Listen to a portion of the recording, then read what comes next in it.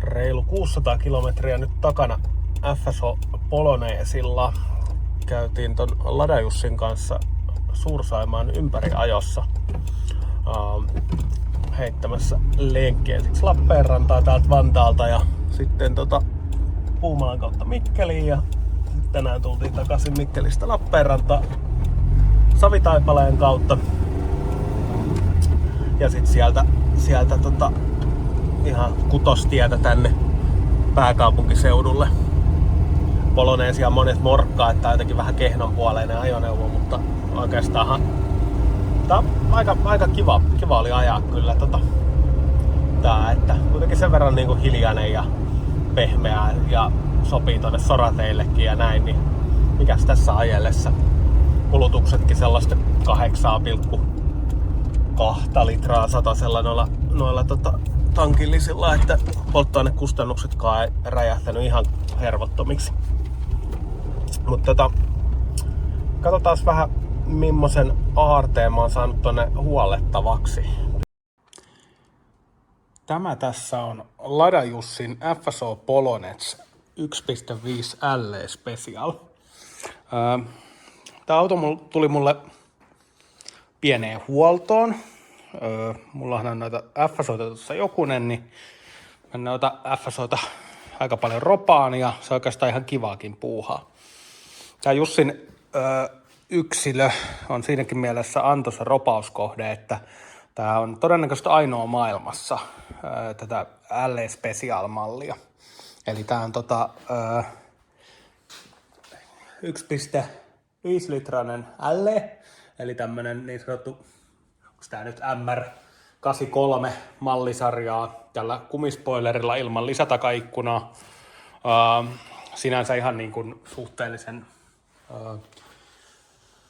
no ei nyt sano yleinen, mutta versio mitä löytyy, mutta tässä on erikoista se, että tää on tää Suomi-malli. Eli siellä on aluvanteet, täällä on kylkiraitaa, sitten löytyy Suomi-sisusta, eli Suomessa verhoiltuja penkkejä, kattoluukku, tietenkin Finlandia 2000, jonka takia tämä auto itsessään on aika tämmönen niin kuin hyvin säilyttämisen arvoinen yksilö. Autossa itsessään siis ei nyt ole niin kuin mallina tai merkkinä mitään vikaa. Näähän on laadukkaita autoja nämä FSOt, mutta Jussin auton pito on kyllä niin kuin merkille pantavan hirveetä. Eli tässä esimerkiksi vuosi pari sitten niin kattoverhoilu alkoi roikkumaan. Asialle tietenkään ei ole tehty yhtään mitään. Sitten jos katsotaan tonne pellin alle, niin vaikeeta. Sieltä toki löytyy tää tuttu työntötankomoottori, mutta katsotaan vähän tarkemmin, niin jäähdytysnesteiden vaihtovälihän tässä autossa on siis 2 vuotta, niin nesteet näyttää tältä. Tää on tämmöistä ruosteista muljua. Ehkä vähän huolto-ohjelmaa on laiminlyöty ja moottoriöljyt kanssa on ihan mustat ja öljyn suodatinkin oli joku suhteellisen vanhanoloinen yksilö. Että ehkä ihan tää Jussin autonpito ei ole mitään ihan parasta. Mutta ei kai siinä. Tää nyt on tämmöistä perushuoltoa, että tässä nyt on tulppiin suodattimia, öljyjä ja sit venttiilikopan tiiviste. Saa vaihdettua siis korjaan säädettyä venttiilit. Takavalon laseja voisi vähän uusia, kun ne on vähän hapristunut. Sitten tuossa on vesipumpun tiiviste. Jos se sattuu falska-aikana, se on aika tyypillistä. Ja sitten huoltoon liittyen sit vielä tämmöistä pientä korjailua, niin kuin tuo kattoverhous. Ja sitten tätä takaspoileria voisi katsoa, jos sille saisi tehtyä jotain. Se on vähän tämmönen kuohkea olemukseltaan. Auto on myös hylätty katsastuksessa. Siellä on kaikkea pientä päästöjä ja käsijarrua, mutta katsotaan niitäkin tossa. Et mä uskon, että pelkällä ihan yleishuollolla niin saadaan nuo päästöt ihan jiiriin. Ja sitten käsijarru vaatii jotain tarkempaa ihmettelyä, mutta se on näissä aika tyypillistä. Aloitetaan sillä, että laitetaan moottorin puhdistusainetta tuonne vanhojen öljyjen sekaan. Sen verran hirveän näköistä liisteriä noin öljyt, että uskon tällaisesta käärmeöljystä olevan hyötyä.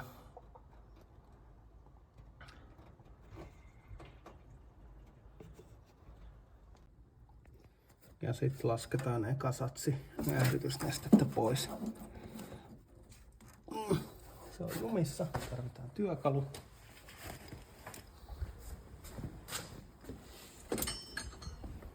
Papuka ja pihdit ratkaisee kaikki ongelmat.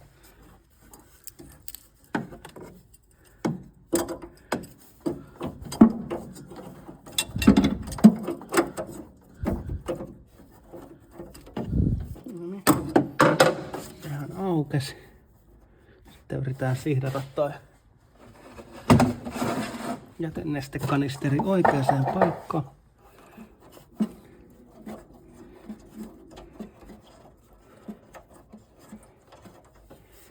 Korkki aukeaa. Nyt vapaammin. Sehän virtaa jopa oikeaan osoitteeseen. Se virtaa vähän moneen osoitteeseen. Kapua.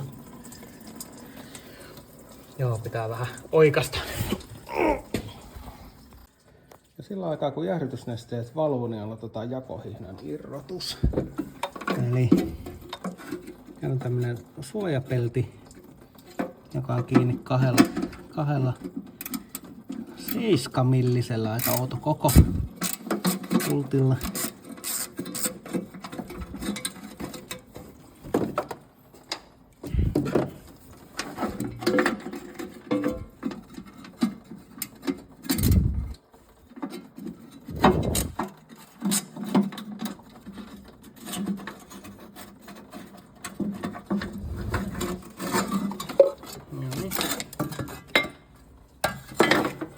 Suojapelti on irti.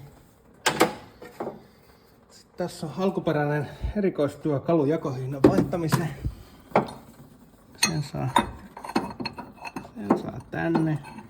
Tuolla näköjään joku. Hei helvetti, tää on tää vanhempi moottori. Tähän tää erikoistyökalu ei sovi. Mä käyttää ihan yleistä esinettä ja lisäksi tuolla on joku nestevahinko alla, niin siivoonpas nyt hetki. Joo, tää on hyvin jännä. Tässä autossa toi oli 3,8 millinen toi kampiakseli hihnapyöräpultti ja tossa mun pari vuotta uudemmassa 89 Polonetsissa siihen sopii toi alkuperäinen erikoistyökalu. Että jännä, että ne on totakin koko vaihtanut. Katsotaan, jos se lähtisi irti, kun käy vähän startilla pyöräyttää. Että se nyt ei ihan parhaiten ole tossa hihnapyörän päässä, mutta katsotaan mitä käy. Katsotaan mitä käy kun pyöräyttää.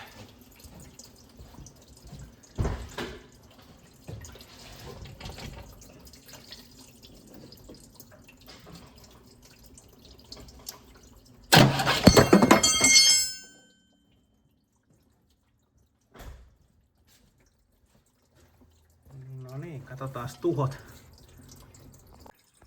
No niin, ei tietenkään tullut videolle, mutta kyllä se sieltä irtosi. Uudestaan startilla pyöräytti. Nyt se on auki tuo kuningaspultti.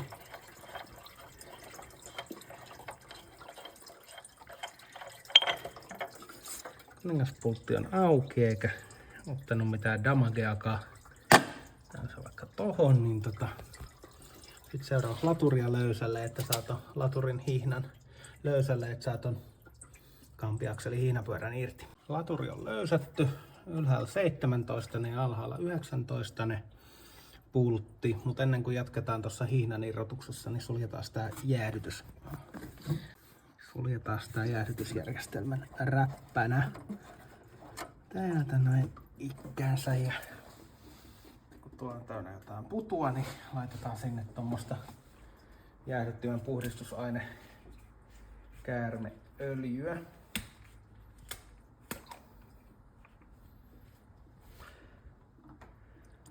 Käärmeöljyä sinne.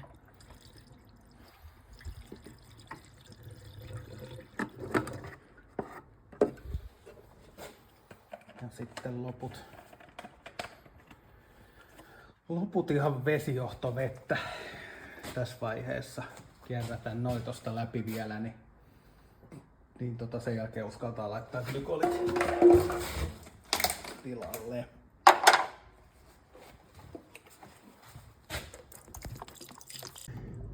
No, siellä alkaa syyläri olla täynnä vettä, niin toi laturin hiina seuraavaksi irti. Tässä mennään ihan helposti.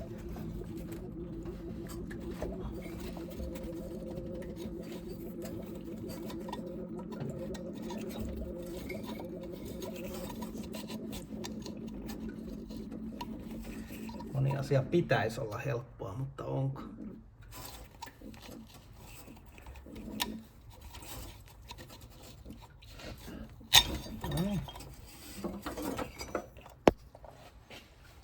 Tää laturin hihna on ehkä vähän halkeillut.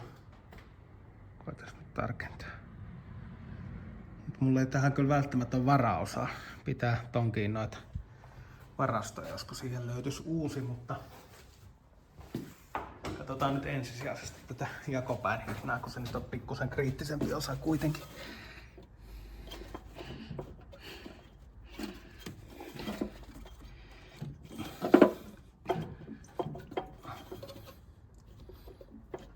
Koetaan nyt irrota sieltä.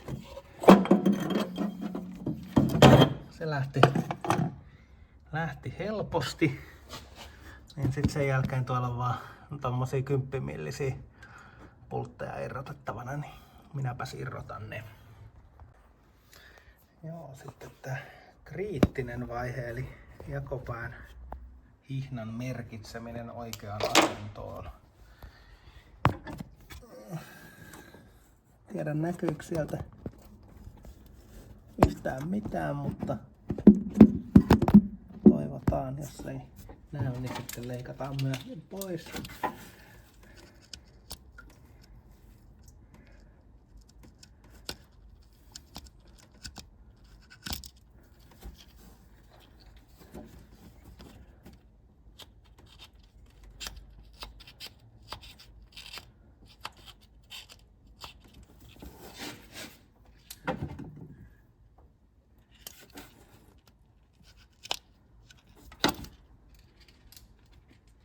Tuli kyllä tietenkin tuohon alas kyllä niin ruma merkki, että otetaan tosta samalla vähän videota, että mä muistan miten se piti mennä. Kyllä vähän huonoa toi renkaan merkkauspinä tähän touhuun. Tää ylämerkki on ihan ok. Mut sit vaan hihna irti ja katsotaan samaa hihnaa samoille paikoille.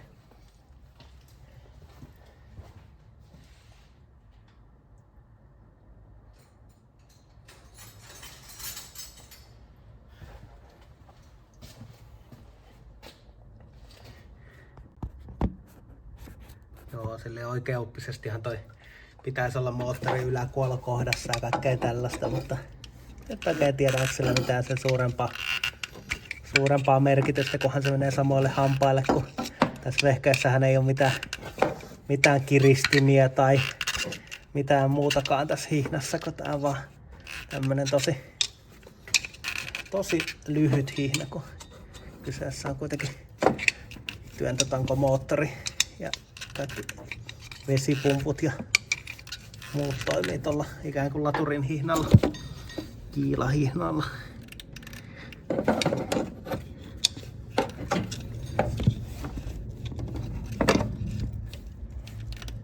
Viimeksi tähän autoon vaihdettiin jakopään hihna vuonna 2011, eli 13 vuotta sitten. Onko se nyt 5 vuotta se hihnan maksimikesto, että siinä mielessä ollaan vähän niinku ekstra ajalla tässä, mutta hyvä, että on kestänyt tähän pisteeseen asti. Siitä voi olla kiitollinen.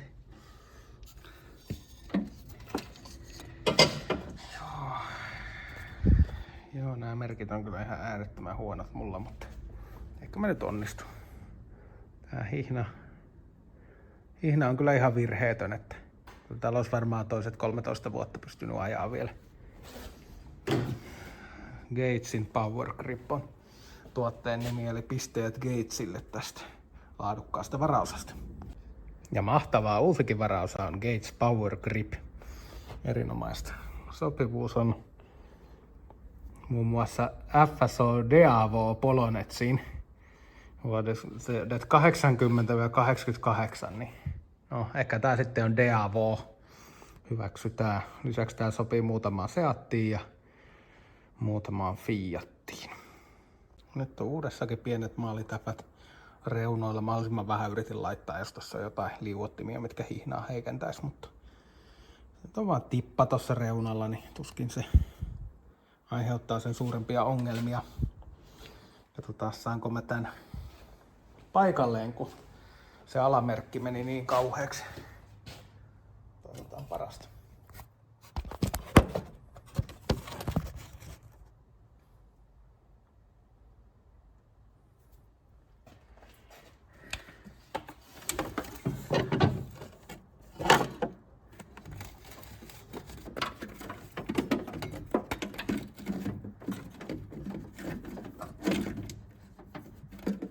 Vaikeeta, niin sitten on myös vaikeeta.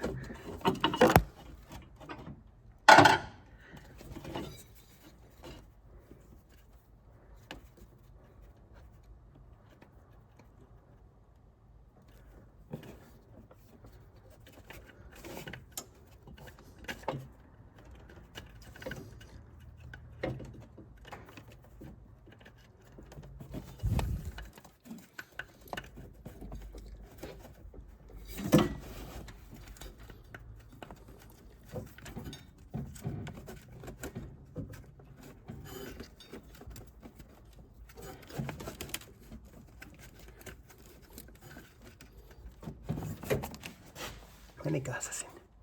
Tuo alamerkki mua kyllä arveluttaa kauheasti, mutta no painetaan paikalleen, niin kohta sen näkee.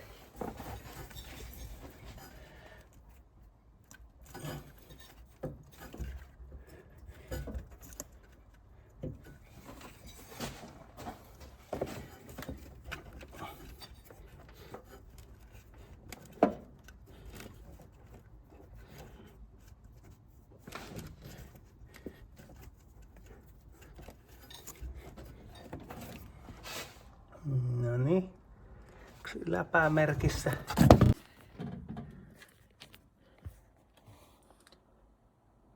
Yritän nyt tulkita, mutta kyllä mä sanoisin, että yläpää on merkissä.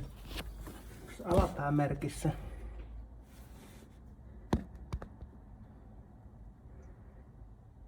On se merkissä.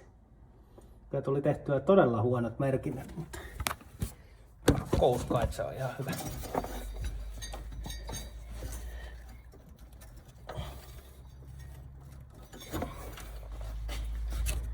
Pitää vielä vähän käyttää voimaa, että saatu lopun paikalle, mutta katsotaan kohta seuraavia askeleita.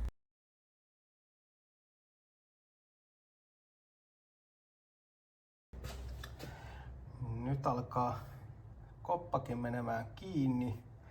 Pohdiskelin tässä ostoslistaa samalla. Noin tulpanjohdot on kyllä tosi mielenkiintoiset, kun ensinnäkin tässä on 5 tulpanjohtoa ja tää on 4-sylinterinen moottori ja niitä on ainakin 3 eri väriä. Ja sitten tässä oli jotain pientä käyntihäikkää, niin voisin ne käydä ostamassa. Lisäksi voisi käydä hankkia uudet tuulilasinpyyhkijän sulat. Näissä ei ole sulkaa ollenkaan, näin taitaa olla orkkikset. Ja sitten tämän laturin hihnan voisi käydä ostamassa, mutta mä nyt jatkan tätä projektia sen verran kun pystyy ja käyn sitten tuolla autovaraosaliikkeessä vähän täydentämässä varastoa kohta. Nyt on jakohihna vaihdettu. Laturihihna mä tosissaan käyn ostaa jostain varaosaliikkeestä vielä, niin sitä ei ole. Semmoiset 2 nestettä, mitkä helposti huollossa unohtuu, on ensinnäkin lasinpesuneste. Jussihan ei tunnetusti käytä lasinpesunestettä ollenkaan, kuten kuvasta näkyy. Ainakaan ellei joku muu ole sitä hänelle valmiiksi täyttänyt. Ja toinen on sitten tuo ohjaussimpukan öljy, joka Polonetsissä usein jää huomiotta. Niin täytetään lasinpesuneste ja otetaan ilmanputseria irti, niin päästään ensinnäkin vaihtaa ilmansuodatin, säätää venttiilit, mutta sitten myös tarkastaa ohjausvaihteen öljymäärä. Terveisiä vaan Jussille. Nestettä menee sinne.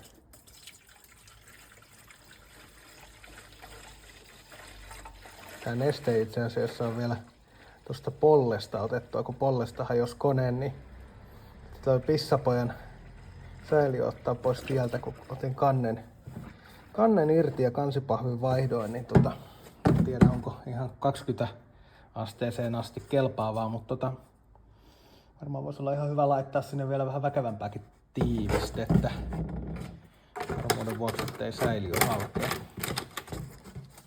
Mutta ennen sitä niin katsotaan ilmansuodattimen kunto. No, tää on Viksi. Ei tää kauhean paha ole. Tää on kyllä ihan yllättävän hyvässä kunnossa. Täällä huomaa kaikkein jännää, kun tää puola on osittain irti.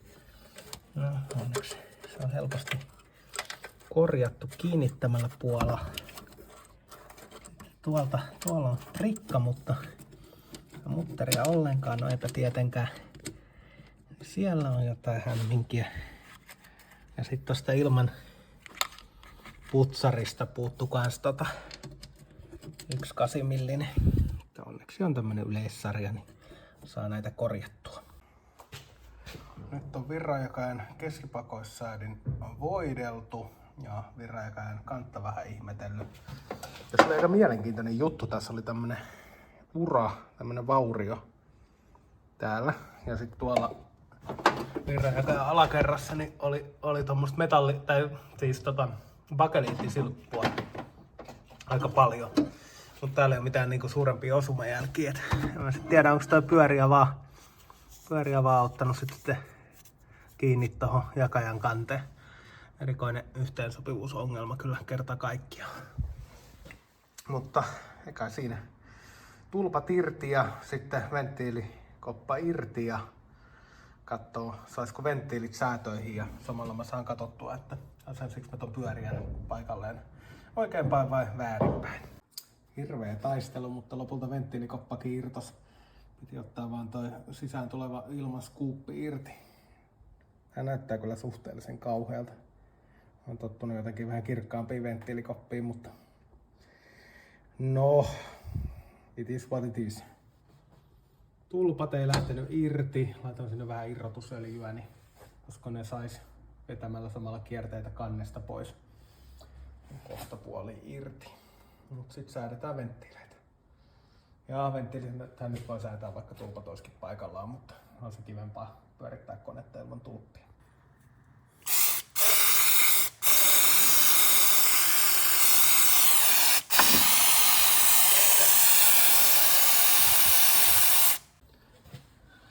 Kolme tulppaa saatu ehjänä irti.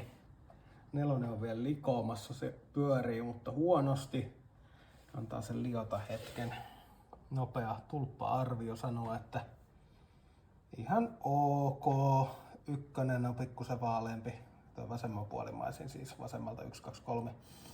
Pikkusen vaaleampi kuin muut. En tiedä onko sillä mitään merkitystä. Tämä virranjakaja voidaan nyt katsoa. Eli jos kansi menee, jos se nyt menee käsi just toisinpäin, näin päin, niin että numerot näkyy tänne päin, niin 1 sytytys on tossa. Kone on nyt silleen, että 1 on suurin piirtein yläkuolokohdassa, eli joo, nyt on virranjakajan kansikin oikein. Mutta eikä siinä sitten alkaa säätää venttiilejä. Mä nyt en muista mikä se tarkka venttiilien säätöproseduuri oli, mutta se nyt on ainakin selkeää, että just puristus ja työtahdin välissä niin venttiilit on ainakin kiinni. Eli nyt mä voin säätää että 1. Sitten pyörittää puoli kierrosta konetta. Sitten säätää 3, puoli kierrosta konetta, säätää 4, puoli kierrosta konetta, säätää 2. Joten aloitetaan ykkösestä. Pakoventtiilin välys kylmälle koneelle on 0,25 ja imuventtiilin välys on 0,2. Tämä säätöproseduurihan tässä on suhteellisen yksinkertainen tässä vehkeessä. Etsitään vaan oikein kokoinen rakotulkki pakasta 025 ja katsotaan miten liikkuu. Liikkuu silleen suht naheesti, eli se on ihan täydellisessä säädössä. Ei tarvitse tehdä sille mitään. Kestää imupuoli. No, mikäs siinä nyt?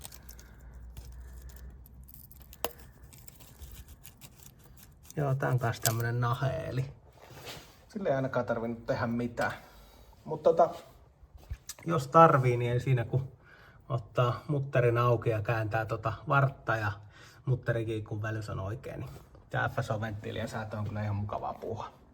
No, venttiilit on säädöissä. 3 ja 4 piti säätää sekä 2 imuventtiiliä. 1 ja 2 pakopuoli oli kunnossa. Kaikissa oli vähän liikaa välystä, mutta ei mitenkään hälyttävästi. Ihan normaalia kulmaa. Yksi mitä mä vähän mietin, että pitäisikö vaihtaa tuo venttiilikopan tiiviste.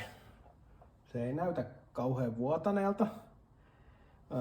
Ja mulla on varaosa. Mutta tää varaosa on korkkitiiviste. Ja nää on nyt ehkä vähän kehnompia osia. Ja täällä on joku tällainen, onks tää kumitiiviste? Mutta tää on kyllä sen verran painunut, että kyllä mä varmaan ton vaihdan. Ja sitten nuo tulpat pitää laittaa paikalleen. Ostin uudet tulpat, mutta kärkiväli vaan pitää säätää oikeaksi. Se oli muistaakseni milli näissä FSOissa, että se on aika iso kärkiväli. Mutta vastaa sitä mitä pitää olla. Näissä vanhoissa tulpissa kärkivälit on säilynyt ihan ok ja tulpat on muutenkin ihan ok, mutta sen verran kauhea taistelua oli saada ne irti kannesta ja kierteet on sen verran ruosteessa, että en kyllä takulla laita näitä takas. Lisäksi tästä yhdestä puuttuu toi hattu. Tulpat meni paikalleen siististi. Nyt siellä on se uusi venttiilikopan tiiviste myös. Eli voidaan siirtyä kohti jännittävää ohjausvaihteen öljyä. Se on täällä tosi ihanassa paikassa. Saisinkohan mä sinne jotain valoa?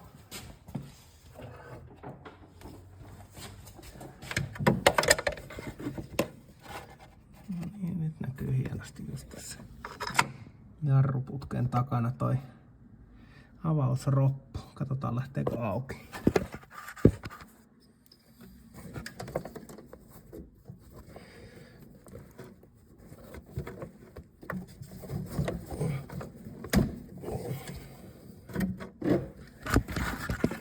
Joo, sehän lähti auki. Tosi tiukassa. Tommonen uskottava öljyproppu, kun on tommonen nelikantainen.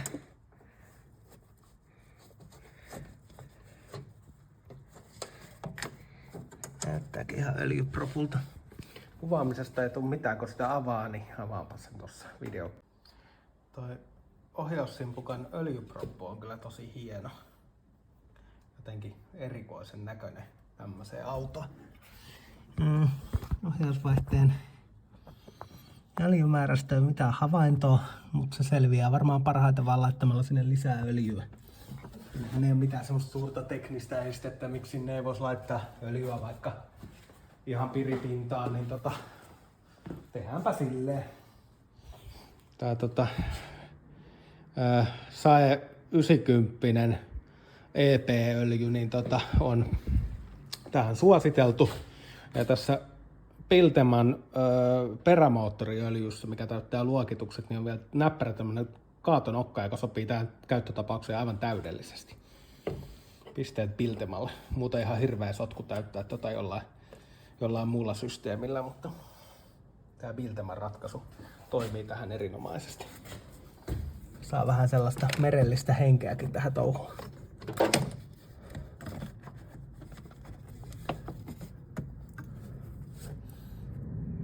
paljon mennyt ohi.